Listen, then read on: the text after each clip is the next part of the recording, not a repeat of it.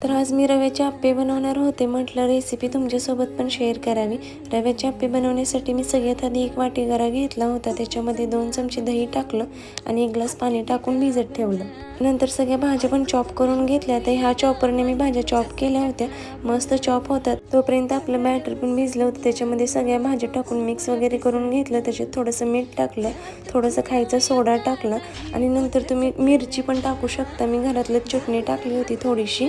नंतर पॅन ठेवलं, त्याच्यामध्ये थोडंसं तेल लावून घेतलं. मी एकदम हलकं तेल लावलं होतं. नंतर आपण बॅटर सोडून घ्यायचं. बॅटर ना पॅनमध्ये सोडताना एक लक्षात ठेवायचं की आधी मध्ये नाही सोडायचं, आधी कडेने सगळीकडे सोडायचं, नंतरच मध्ये टाकायचं, कारण करपतं. आणि ह्या सगळ्यांमध्ये ना गॅस एकदम मीडियम ठेवायचा. नंतर आपले आप्पे एक साईडनं भाजून झाले होते, मस्त असं खरपूस भाजले होते. नंतर दोन्ही साईडनं भाजून सर्व आप्पे मी काढून घेतले. आता तुम्ही बघू शकता वरून किती क्रिस्पी आणि आतून किती मऊ झालेले आहेत. आणि माझ्या 3 वर्षाच्या मुलाला पण खूप जास्त आवडतं. तर रेसिपी कशी वाटली कॉमेंटमध्ये नक्की सांगा. नंतर आम्ही थोडंसं बाहेर जाणार होतो आणि बाहेर गेलोय आणि अबीरने गाडी नाही घेतली, असं झालंच नाही. आजच्यासाठी एवढंच होतं. भेटू नेक्स्ट व्लॉगमध्ये. तोपर्यंत तुम्ही फॉलो करायला विसरू नका.